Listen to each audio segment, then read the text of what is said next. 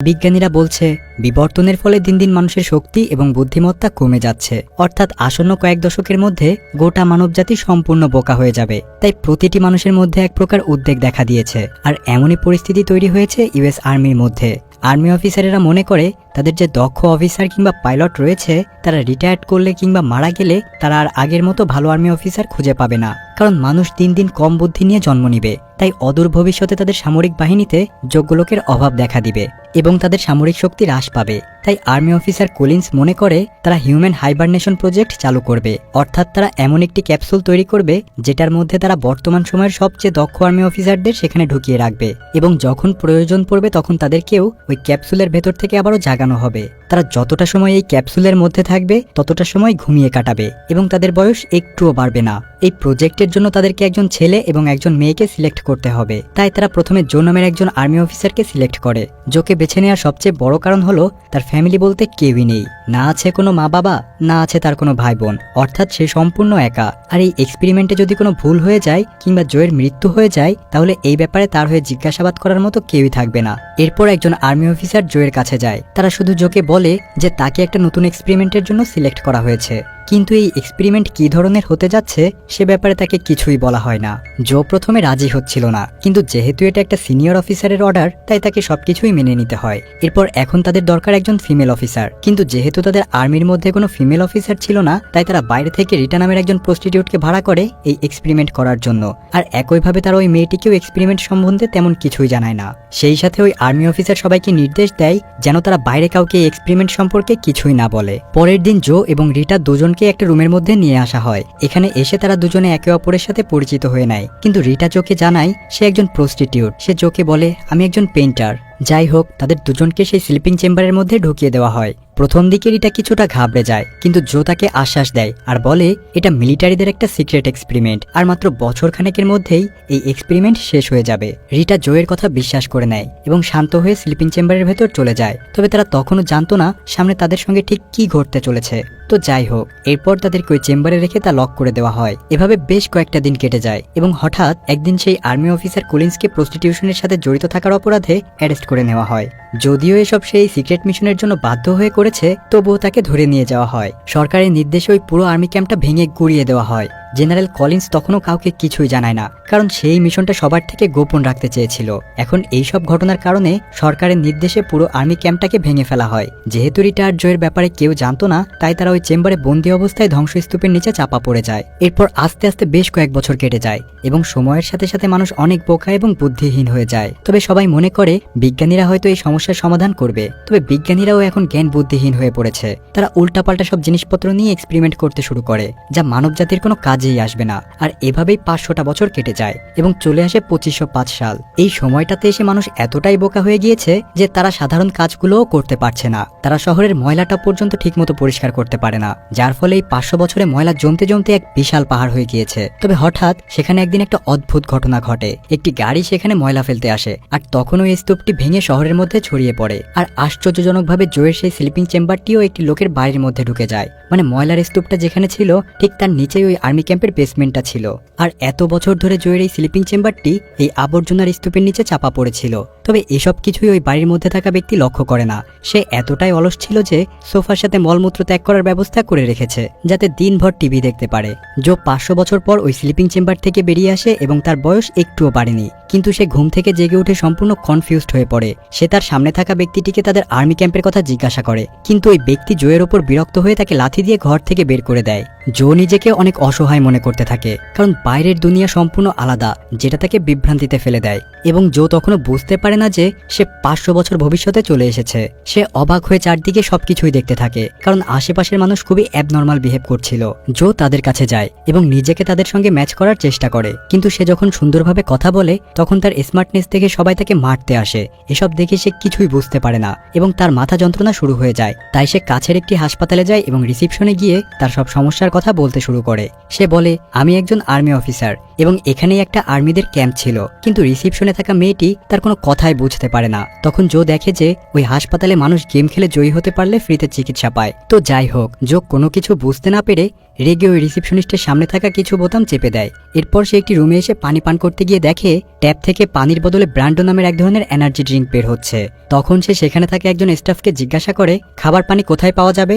তখন ওই লোকটি তাকে জানায় মানুষ এখন পানি শুধুমাত্র টয়লেটে ব্যবহার করে এবং খাওয়ার জন্য ব্যবহার করে এনার্জি ড্রিঙ্ক। এসব শুনে জো আরো বেশি বিভ্রান্তিতে পড়ে যায়। তাই সে এবার একজন ডক্টরের কাছে যায় এটা শিওর হতে যে সে কোনো স্বপ্ন দেখছে কিনা বা তার শরীর অসুস্থ হয়েছে কিনা। তখন ডাক্তার তাকে দেখে 3টা তার তার হাতে দেয়, একটা মুখে, একটা কানে এবং একটা হাতে ধরে থাকতে বলে। জো বেশ অবাক হয়ে যায়, কিন্তু সে ডাক্তারের কথা মতোই কাজ করে। কিছুক্ষণ পর ডাক্তার জানায় তার ভুল হয়ে গিয়েছে, সে তারগুলা উল্টাপাল্টা করে ফেলেছে। তাই সে পুনরায় তারগুলো ধরতে বলে। তাই এবার জো সেখান থেকে পালিয়ে অন্য একজন ডক্টরের কাছে যায়। তবে ওই ডক্টরকে দেখে জো আরো বেশি অবাক হয়ে যায়, কারণ তাকে দেখে তো কোনোভাবেই ডক্টর মনে হচ্ছিল না। তবুও সে নিজের মনের কথা ডক্টরকে জানায়। সে ডক্টরকে বলে হয়তো আর্মি অফিসাররা আমাকে ড্রাগস দিয়েছে, যার কারণে আমি অদ্ভুত অদ্ভুত জিনিস দেখতে পাচ্ছি এবং অনুভব করছি। তাই আপনি আমাকে কোনো ঔষধ দিন যাতে আমার এই সমস্যা দূর হয়ে যায়। কিন্তু ডাক্তার তার কথা খুব একটা সিরিয়াস ভাবে নেয় না এবং তাকে গালাগাল দিতে থাকে। এতে জো আরো বেশি অবাক হয়ে যায়। তখন হঠাৎ তার চোখে পড়ে টেবিলের ওপর একটা ম্যাগাজিনের ওপর। সে ম্যাগাজিনে দেখতে পায় আজকের তারিখটা হলো 3 মার্চ 2505। আর তখন সে বুঝতে পারে যে ওই চেম্বারের মধ্যে সে 500 বছর ঘুমিয়েছিল। তবে জো তখন এসব বিশ্বাস করতে পারছিল না। তাই সঙ্গে সঙ্গে সেখানে থাকা একটা জানালার কাছে যায় এবং বাইরে তাকালে দেখতে পায় বড় বড় বিল্ডিং গুলো ভেঙে পড়েছে এবং গোটা শহর একটা ধ্বংসস্তূপে পরিণত হয়ে রয়েছে। এরপর ওই ডক্টর জোকে বলে এখন প্রত্যেকটি মানুষের হাতেই একটি করে ট্যাটু থাকে এবং সেটা দেখেই শনাক্ত করা যায় যে সে কোন দেশের মানুষ। তবে যেহেতু জোয়ের হাতে কোনো ট্যাটু নেই, তাই ডক্টর মনে করে সে হয়তো কোনো আতঙ্কবাদী এবং ভয়ে চিৎকার করতে থাকে। আর ডক্টরের এমন আচরণ দেখে সেও বেশ ভয় পেয়ে যায়। তাই সে ওই হাসপাতাল থেকে দৌড়ে বেরিয়ে যায়। এদিকে ডক্টরও পুলিশকে জানিয়ে দেয়, কারণ সে টাকা না দিয়েই পালিয়ে এসেছে। বাইরে এসে জো বুঝে উঠতে পারে না এখন আসলে তার কি করা দরকার। সে বুঝতে পারে দেশের ইকোনমি পুরোপুরি ধ্বংস হয়ে গিয়েছে আর প্রত্যেকটা মানুষ সম্পূর্ণ বোকা হয়ে গিয়েছে এবং যার যা খুশি তাই করছে। এসব দেখে সে খুবই আপসেট হয়ে যায় এবং মন ভালো করার জন্য একটি সিনেমা হলে চলে যায়। আর সেখানে গিয়ে সে আরো বেশি অবাক হয়, কারণ তখনকার দিনে বিখ্যাত মুভির নাম ছিল অ্যাস। আর সেটাতে গোটা 90 মিনিট ধরেই একটি মানুষের পশ্চাৎ দেশ দেখানো হয় আর সেটাই সবাই মন দিয়ে দেখতে থাকে। তাই সে রাগ করে সিনেমা হল থেকে বেরিয়ে আসে, কিন্তু বাইরে আসতেই তাকে পুলিশ অ্যারেস্ট করে নেয় এবং তাকে কোর্টে নিয়ে যায়। এরপর জো নিজের জন্য একটা উকিল হায়ার করে। আর এই উকিলটা ছিল সেই ব্যক্তি যার ঘরে জোয়ের ক্যাপসুলটা ঢুকে পড়েছিল। ওই ব্যক্তি অর্থাৎ জোয়ের উকিল আদালতে জজের সামনে জোকস বলতে শুরু করে, কারণ বিপক্ষের উকিলের থেকে সে যদি ভালো জোকস বলতে পারে তাহলে সে মুক্তি পাবে। আর এটাই তখনকার বিচারের নিয়ম ছিল। কিন্তু এসব দেখে জো দাঁড়িয়ে যায় এবং তার সাথে যা যা ঘটেছে সেগুলো জজকে বলতে থাকে। তবে জোয়ের কথা শুনে জজ নিজেও হাসতে শুরু করে এবং সবশেষে জো দোষী সাব্যস্ত হয় এবং তাকে আটকে রাখা হয়। এদিকে রিটাও সেই ক্যাপসুল থেকে বাইরে বেরিয়ে এসেছে এবং টেলিফোনে পরিচিত মানুষদের সাথে যোগাযোগ করার চেষ্টা করে, কিন্তু তাতে কোনো লাভ হয় না, কারণ এই সময়ে দেশের ইকোনমি এতটাই নিচে চলে গেছে যে একটা ফোন কল করার জন্য তাকে $2000 খরচ করতে হবে।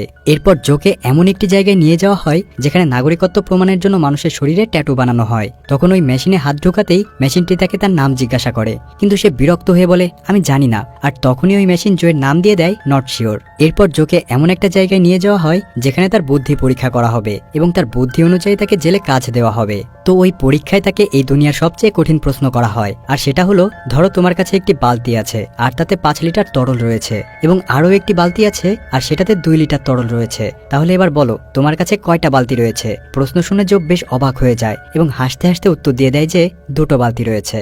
উত্তর শুনে সবাই চমকে যায়, কারণ এই প্রশ্ন এখানে থাকা সবার কাছে খুবই কঠিন। তাই সেখানে থাকা সবাই জোকে এই গ্রহের সবথেকে বুদ্ধিমান মনে করে।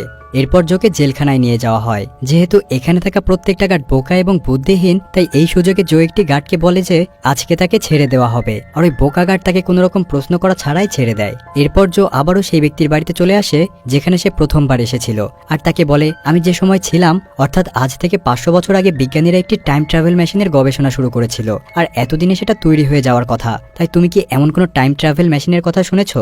তখন লোকটি তাকে জানায় হ্যাঁ, সেই মেশিনটি এদেশের জাদুঘরে রাখা রয়েছে, কিন্তু ওই লোকটি জোকে সাহায্য করতে চায় না। তখন জো বলে তুমি যদি আমাকে 2005 সালে ফিরে যেতে সাহায্য করো তাহলে আমি তোমাকে 8 বিলিয়ন টাকা দিব। আর এটা শুনে সে রাজি হয়ে যায়। এরপর তারা সেই মিউজিয়ামের উদ্দেশ্যে বেরিয়ে পড়ে আর পথে রিটার সাথে দেখা হয়ে যায় এবং তাকেও গাড়িতে তুলে নেয়। তবে কিছু দূর যাওয়ার পরেই একটি স্ক্যানিং সিস্টেমের মাধ্যমে পুলিশ জোয়ের লোকেশন পেয়ে যায় আর তাকে অ্যারেস্ট করে। তবে রিটা তখন বাথরুমে থাকায় সে পুলিশের হাত থেকে বেঁচে যায়। তো এবার পুলিশ জোকে জেলে না নিয়ে সোজা হোয়াইট হাউসে প্রেসিডেন্টের কাছে নিয়ে যায়। প্রেসিডেন্ট কামাচো তাকে দেখে বলে, তুমি এই পৃথিবীর সব থেকে বুদ্ধিমান মানুষ, কারণ গত শত শত বছর ধরে কেউ জেল পালানোর কথা চিন্তাও করেনি। আর তখন সে জোকে তাদের সেক্রেটারির দায়িত্ব দিয়ে দেয়। এরপর প্রেসিডেন্ট কামাচো একটি সংবাদ সম্মেলনে সবাইকে জানায় যে বর্তমানে তাদের যে খাবার এবং পানীয় সংকট রয়েছে তা সমাধান করতে তাদের নতুন সেক্রেটারি জো সাহায্য করবে। সেই সাথে আরো বলে, জো যদি এই সমস্যার সমাধান করতে পারে তাহলে তার উপর আরোপিত সব ধরনের মামলা তুলে নেওয়া হবে। এরপর জো একটি জমি পরিদর্শন করতে যায় আর সেখানে গিয়ে দেখে মানুষ পানির বদলে এনার্জি ড্রিঙ্ক দিয়ে চাষ করছে।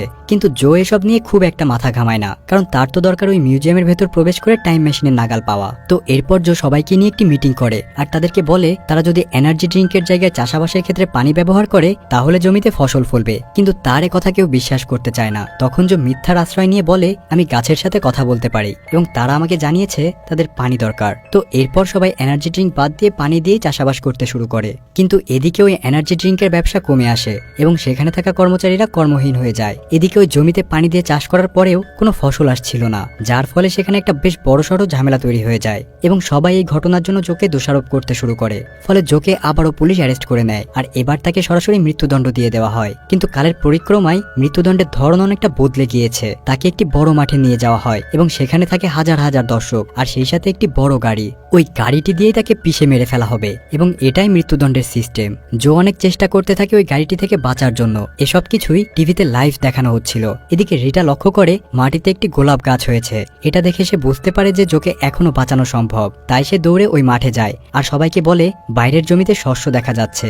এসব দেখে তখন প্রেসিডেন্ট সেখানে আসে আর জোয়ের সব দোষ ক্ষমা করে দেয়। এসব দেখে তো সবাই বেশ খুশি হয় আর একটি পার্টির আয়োজন করে। তখন ওই পার্টিতে রিটা জোকে জানায় সে আর অতীতে ফিরে যেতে চায় না, কারণ সে বর্তমানকে খুব ভালোভাবে উপভোগ করছে। রিটা বলে এখানে মানুষ হয়তো বোকা কিন্তু তারা মনের দিক থেকে অনেক উদার। তো জো তাকে খুব বেশি রিকোয়েস্ট না করে গুড বাই জানিয়ে দেয়, কারণ জো সেই টাইম মেশিন ব্যবহার করে অতীতে যেতে চাচ্ছিল। তখন প্রেসিডেন্ট জোকে স্টেজে ডেকে নেয় এবং তাকে এই শহরের নতুন ভাইস প্রেসিডেন্ট হিসেবে ঘোষণা করে। আর এটা শুনে সবাই ভীষণ খুশি হয়। এর কয়েকদিন পরের ঘটনা, জো সেই টাইম মেশিনটি খুঁজতে সেখানে যায় আর গিয়ে দেখে যে ওই বোকা লোকটি তাকে যে টাইম মেশিনের কথা বলেছিল সেটা আসলে একটি বাচ্চাদের খেলনা। এরপর জো 2505 সালেই থেকে যাওয়ার সিদ্ধান্ত নেয় এবং কয়েকদিন বাদেই তাকে দেশের নতুন প্রেসিডেন্ট হিসেবে ঘোষণা দেওয়া হয়। এরপর সে রিটাকে বিয়ে করে নেয় আর তাদের ফুটফুটে 3টি সন্তান হয়। আর তাদের সন্তানেরাই হবে ভবিষ্যৎ পৃথিবীর সবথেকে বুদ্ধিমান মানুষ। অর্থাৎ ভবিষ্যতে পৃথিবী আবারও ঠিক হয়ে যাবে এবং বুদ্ধিমান মানুষেরা সবখানে বিচরণ করবে। আর এর সাথে সাথে এই মজাদার গল্পটি এখানেই শেষ হচ্ছে।